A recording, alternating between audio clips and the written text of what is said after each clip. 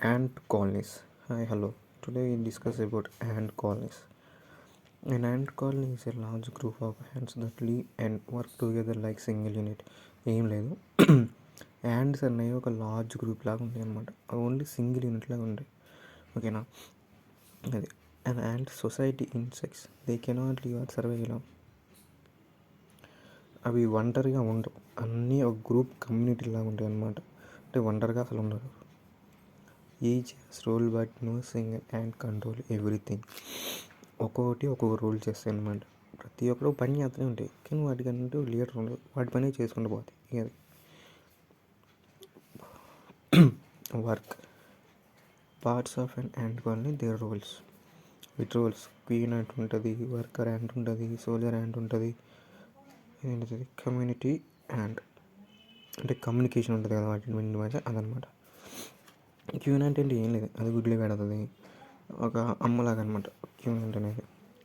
Worker ant అనేది ఏం చేస్తుంది అంటే అవి లార్వా ఉంటాయి కదా వాటిని ఫీడ్ చేస్తుంది, అలాగే ఫుడ్ కలెక్ట్ చేసుకొని తీసుకొస్తుంది.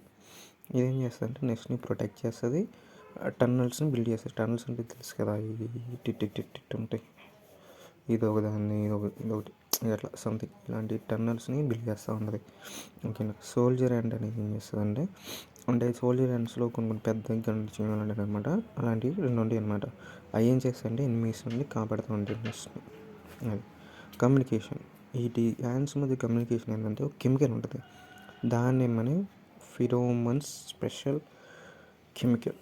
దీని పేరు ఏం పేరంటే ఫిరోమన్స్ టైల్ అనేది ఉంటుంది, సంథింగ్ టైల్ అని ఉంటుంది అనమాట.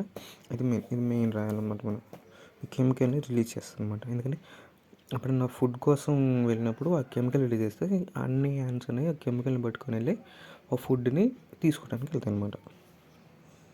ఇప్పుడు వచ్చేసి examples of ant colony behaviour అంటే ఎలా యాంట్ కాలనీ ఎలా బిహేవియర్ చేస్తాయి. ఫుడ్ సర్చ్ అంటే ఒక యాంట్ వెళ్ళి సపరేట్ ర్యాండమ్గా అంటే ఎటు పడితే అటు వెళ్ళి అక్కడ మంచి బెస్ట్ ఫుడ్ దొరికితే అక్కడ కెమికల్ని రిలీజ్ చేసి వేరే యాంట్స్ వెళ్ళి తీసుకొని వస్తాయి అనమాట. అది ఫుడ్ సర్చ్ అంటే అది. Building colony next. Building colony అంటే మంచి మనం చూస్తుండే మంచి రీసెంట్ షార్ట్స్లలో మంచి బిల్డ్ చేసుకుంటే ఒక సిటీలా బిల్డ్ చేసుకుంటే అనమాట. టన్నెల్స్ ఇలాంటివన్నీ. ఓకేనా. అది ఓన్లీ అండర్ గ్రౌండ్లో కానీ డ్రీమ్ మీద కానీ బిల్డ్ చేస్తుంటాయి. ఓకేనా. వీటి రిలేటెడ్ అనేవాడు వీటి సొంతంగా వీటి పని చేసుకొని పోతాయి. వాటి యొక్క అంటే చీమల గ్రూప్ కోసం యూనిటీ కోసం వాటి పని చేసుకుంటూ పోతాయి.